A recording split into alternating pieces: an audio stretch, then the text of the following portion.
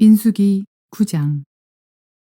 애굽 땅에서 나온 다음에 첫째 달에 여호와께서 시내 광야에서 모세에게 말씀하여 이르시되 이스라엘 자손에게 유월절을 그 정한 기일에 지키게 하라.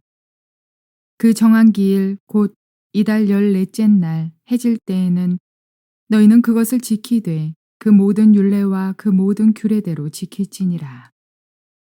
모세가 이스라엘 자손에게 명령하여 유월절을 지키라 하매 그들이 첫째 달 14째 날 해질 때에 시내 광야에서 유월절을 지켰으되 이스라엘 자손이 여호와께서 모세에게 명령하신 것을 다 따라 행하였더라. 그때에 사람의 시체로 말미암아 부정하게 되어서 유월절을 지킬 수 없는 사람들이 있었는데 그들이 그날에 모세와 아론 앞에 이르러 그에게 이르되 우리가 사람의 시체로 말미암아 부정하게 되었거니와 우리를 금지하여 이스라엘 자손과 함께 정한 기일에 여호와께 헌물을 드리지 못하게 하심은 어찌함이니이까.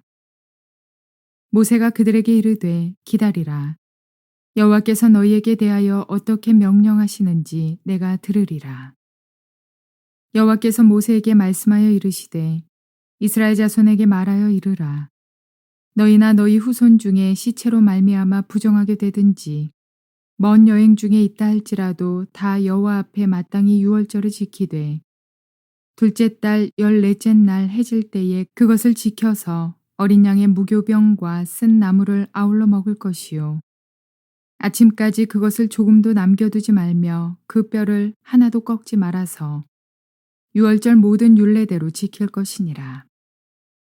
그러나 사람이 정결하기도 하고 여행 중에도 있지 아니하면서 유월절을 지키지 아니하는 자는 그 백성 중에서 끊어지리니 이런 사람은 그 정한 기일에 여호와께 헌물을 드리지 아니하였은즉 그의 죄를 담당할지며 만일 타국인이 너희 중에 거류하여 여호와 앞에 유월절을 지키고자 하면 유월절 율례대로 그 규례를 따라서 행할지니 거류민에게나 본토인에게나 그 율례는 동일한 것이니라.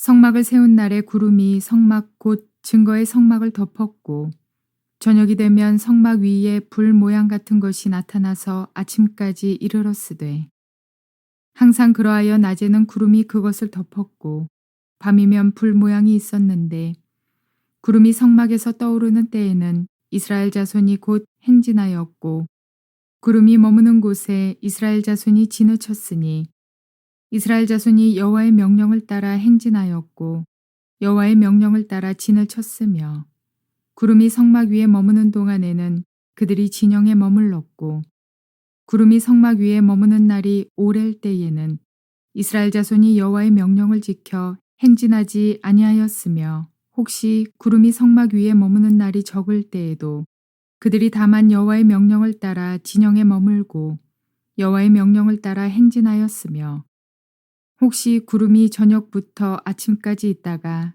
아침에 그 구름이 떠오를 때에는 그들이 행진하였고 구름이 밤낮 있다가 떠오르면 곧 행진하였으며 이틀이든지 한 달이든지 1년이든지 구름이 성막 위에 머물러 있을 동안에는 이스라엘 자손이 진영에 머물고 행진하지 아니하다가 떠오르면 행진하였으니 곧 그들이 여호와의 명령을 따라 진을 치며 여호와의 명령을 따라 행진하고 또 모세를 통하여 이르신 여호와의 명령을 따라 여호와의 직임을 지켰더라.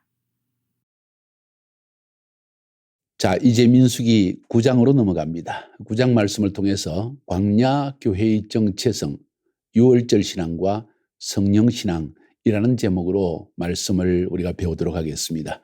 한 장을 더 지나가 보면 민수기 10장에서는 드디어 시내 광야에서 혹은 시내산에서 약 1년 정도의 시간을 보낸 이스라엘 백성들 광야를 들어가게 되어집니다. 시내산에서 1년 동안 한 일은 준비였습니다. 광야의 삶을 성공적으로 살아가기 위해서 자기 하나님의 택한 백성 이스라엘 백성들을 하나님이 준비시켜 주신 것입니다. 그 준비 중에 가장 중요한 것이 십계명과 율법을 주시고 성막을 지어주신 것이었습니다. 이제 광야를 들어가기 전에 하나님은 마지막 자기 백성들 곧 광야교회의 성도들에게 그들의 정체성에 속한 중요한 두 가지의 일을 우리에게 상기시켜 줍니다. 한 가지는 명령이고 유월절을 지키라는 명령이고, 두 번째로는 하나님이 하신 일입니다. 구름기둥과 불기둥으로 인도하셨다는 것입니다. 이 두 가지가 광야교회를 살아가는 하나님의 백성들에게 하나의 정체성 역할을 한다는 것을 우리가 꼭 알 필요가 있습니다. 쉽게 이야기하면 오늘날 예수 믿는 사람들에게 반드시 있어야만 하는 두 가지. 우리가 지켜야 될 한 가지는 유월절 신앙이고, 또 하나님께서 우리를 위해서 하시는 일은 구름기둥과 불기둥, 곧 성령으로 우리의 삶을 인도하셔서 보호하시고, 그리고 결국은 광야를 무사히 통과할 수 있도록 이끌어 주신다는 사실입니다. 신앙인의 정체성이 무엇입니까 하고 많은 사람이 묻는다면 이 두 가지로 요약할 수가 있습니다. 과거의 신앙과 현재의 신앙입니다. 과거의 신앙은 하나님께서 나 같은 죄인을 위해서 어린 양 같은 흠없는 예수 그리스도를 이 땅에 보내주셔서 우리의 죄를 대신 짊어지고 죽게 하심으로, 우리를 위해서 대속의 죽음을 죽으심으로 그분으로 인해서 내가 구원함을 받았다는 이월절의 신앙이 바로 예수 믿는 사람들의 정체성인 것이죠. 이것이 희미한 사람들은 항상 그의 삶 속에 문제를 일으키고 결국은 신앙에서 떨어져 나가든지 혹은 하나님 안에서 신앙을 제대로 지키지 못하게 되는 것입니다. 그와 동시에 오늘날 현재를 살아가는 우리들에게 과거의 신앙은 유월절 신앙이라면 현재를 살아가는 성도들에게 매우 중요한 신앙이 있다면 성령님께서 오늘도 우리의 삶을 인도하신다는 확고한 신앙입니다. 확고한 믿음입니다. 다시 말해서 마치 이스라엘 백성들, 광야를 통과하는 이스라엘 백성들을 광야교회라고 했는데 이 광야교회에 하나님이 구름기둥과 불기둥으로 성막 위에서 그의 백성들을 인도하신 것처럼 지금도 우리의 삶을 하나님은 인도하신다는 것입니다. 우리의 삶 자체가 광야이고 우리는 그 광야 가운데 있는 교회, 광야교회이기 때문에 우리에게는 신적인 인도하심이 반드시 필요한 것이지요. 그래서 만약 예수 믿는 사람으로서 내가 예수 그리스도의 보혈의 피로 구원함을 받았다는 유월절 신앙만 지니고 있고 오늘 이 순간 하나님이 내 삶을 구름기둥과 불기둥으로 인도하신다는 확고한 믿음이 없으면 이 사람도 결국은 신앙이 쓰러져서 넘어지고 혹은 의심하여서 흔들릴 수밖에 없는 것이죠. 그런 의미에서 오늘 이 민수기 9장의 말씀은 매우 중요합니다. 광야에 들어가기 전에 자기 백성들에게 하나님께서 보여주신 두 가지 사실. 하나는 유월절 신앙을 지켜라. 이건 스스로 지켜야 된다. 두 번째, 내가 너희를 구름기둥과 불기둥으로 인도할 것이다. 성막 중심의 삶을 살면서 성막 위에 항상 너희를 인도하는 구름기둥과 불기둥의 움직임에 주시하여서 그 방향으로 살아가야 할 것이다. 이런 이야기입니다. 먼저 오늘 1절부터 14절까지의 말씀에서는 유월절의 이야기가 나옵니다. 먼저 하나님께서 유월절을 지키라. 이 유월절은 몇 번째 지키는 유월절일까요?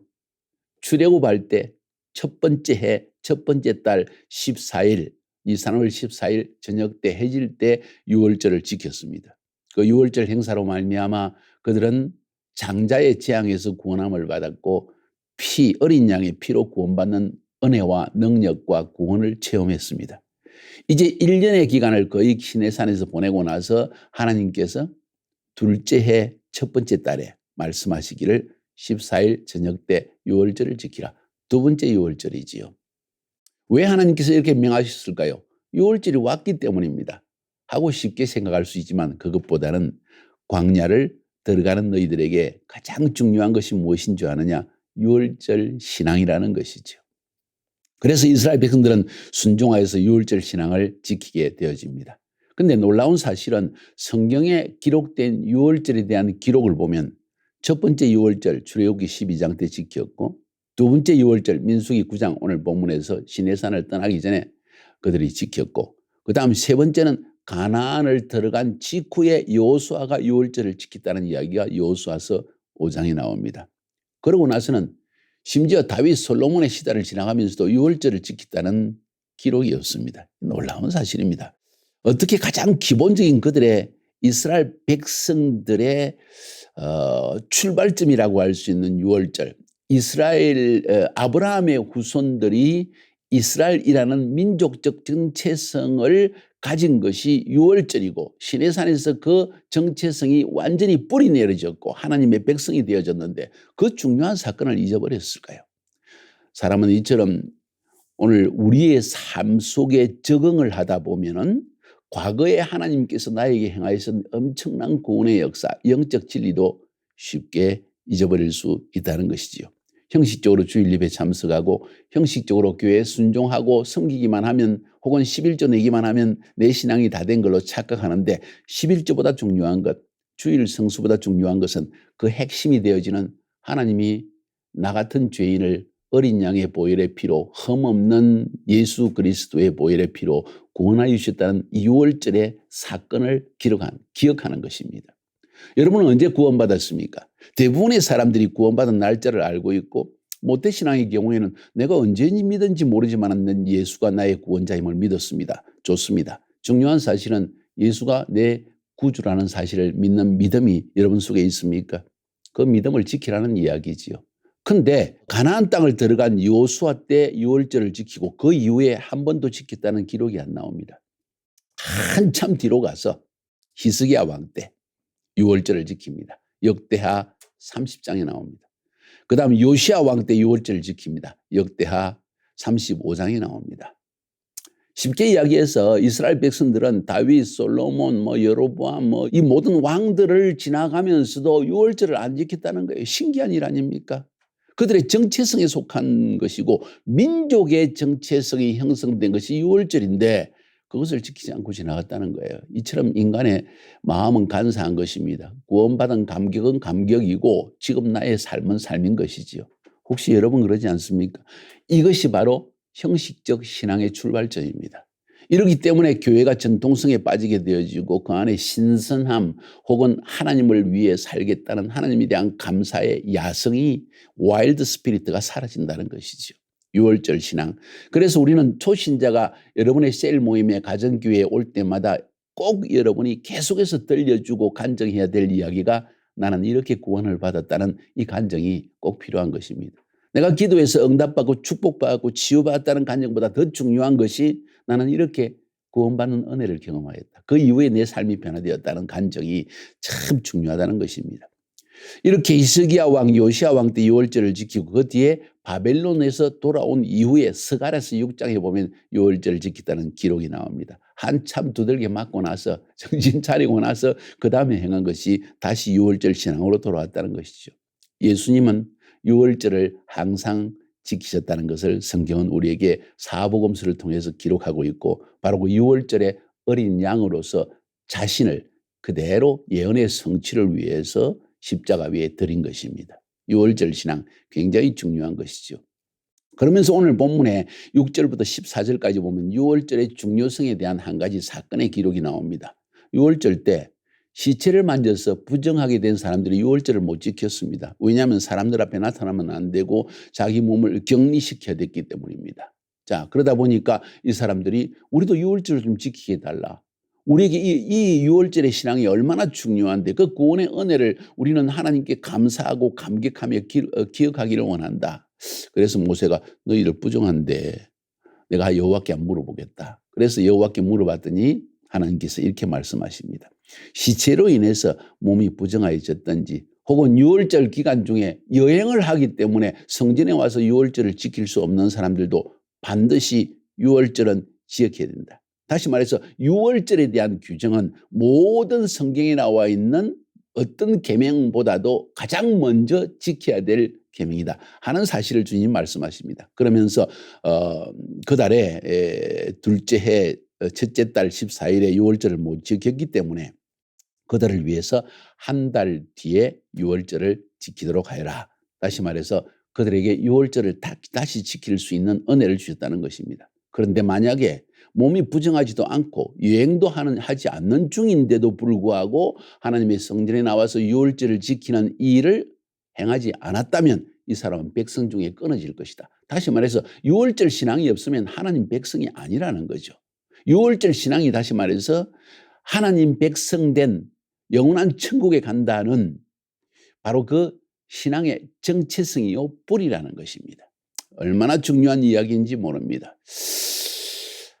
그래서 이 유월절은 반드시 지켜야 된다 하는 이야기를 오늘 말씀해 주셨습니다. 광야를 들어가기 전에 하나님의 백성들에게 반드시 이 광야의 모든 어려움, 배고픔도 있고요, 원수의 공격도 있고요, 내 안에 일어나는 의심과 불평과 원망도 있고요. 그럴 때마다 여러분을 지킬 수 있는, 또 나를 지킬 수 있는 가장 중요한 신앙이 있다면 유월절 신앙이라는 거죠. 나 같은 죄인을 주님께서 용서해 주시고 어린 양의 피로 구원하여 주시다는 이 감격, 이것을 늘 되새기고 기억하라. 그래서 매년 지키라는 것이죠. 그래서 우리 교회에서는 유월절을 매년마다 지키면서 유월절 식사를 함께 나눕니다. 예수님이 행하였던 신약시대의 그 유월절 식사를 우리도 행하면서 우리 유월절 신앙을 다시 새록새록 다시 기억하고 감격을 다시 회복시켜 주는 것입니다. 할렐루야. 두 번째는 15절부터 23절까지의 기록입니다. 성령신앙입니다.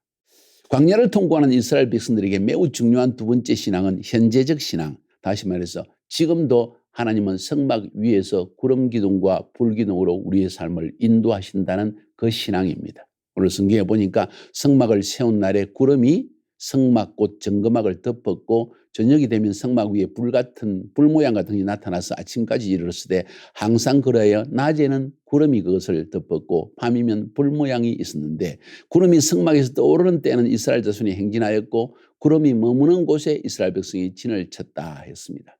다시 말해서 성막 위에 있는 낮에는 구름 기둥, 밤에는 불 기둥, 그것이 움직일 때마다 성막은 따라 움직여야 됐다. 이건 쉽게 이야기해서 광야와 같은 인생길을 살아가는 하나님의 백성들, 광야교회의 성도들은 어떻게 살아야 되는가? 성막 중심의 삶을 살아야 된다. 그것은 예배 중심의 삶을 살아야 된다. 하나님의 임재 속에 들어와서 하나님과 영적 교제의 끈을 놓쳐서는 안 된다는 한 가지와 두 번째, 그 성막은 항상 그 예배는 하나님의 성령의 인도하심을 맛볼 수 있는 곳이고 바로 그 성도들이 두세 사람이 예수 이름으로 모여서 예배드리는 이 성막 예배 가운데 하나님의 성령은 임재하셔서 낮에는 구름기둥 밤에는 불기둥으로 우리를 이끄신다는 신앙의 모습을 이야기합니다. 성도의 삶은 어때야 되는가? 광야를 통과할 때 구름기둥이 멈추면 멈추고 불기둥이 움직이면 움직이고 불기둥이 멈추면 멈추고 밤낮으로 항상 성막을 바라보면서 성령님이 인도하시는 방향을 따라 우리의 인생을 살아가야 한다는 이야기가 아닐까요? 바로 이것입니다. 이것이 바로 오늘날 광야와 같은 인생길을 살아가는 광야교회의 성도들인 여러분과 저희들이 반드시 명심해야 되고 세속에 물들지 않기 위해서 반드시 지켜야 되는 가장 중요한 내용이 바로 여기에 성령신앙, 구름기둥과 불기둥을 바라보며 예배의 삶을 놓치지 않고 살아가는 인생을 살아야 된다는 것입니다. 사랑하는 여러분, 이 두 가지 유월절 신앙과 성령 신앙만 여러분의 심령 속에 뿌리 내려져 있으면 여러분은 광야의 인생길을 반드시 성공적으로 살아갈 수 있습니다. 승리하시기를 주님의 이름으로 축복하여 드립니다.